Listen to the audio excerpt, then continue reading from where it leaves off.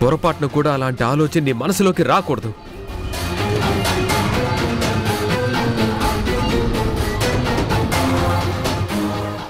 చేతులారా నీ కోడలికి నువ్వు అన్యాయం చేయకూడదు.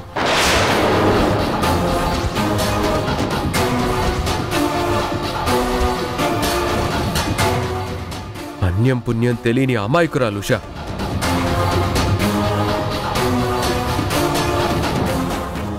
దేవాలయం లాంటి మన ఇంటికి మరో ఇంటి నుంచి వచ్చిన దేవత ఉషా.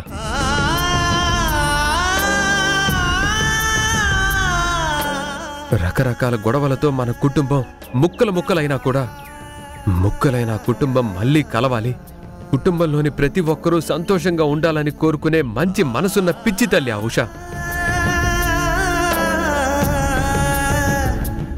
అలాంటి మంచి మనిషి కళ్ళల్లో కన్నీళ్లకు కారణమైన వారు ఆ కన్నీళ్లలోనే కొట్టుకుపోతారు.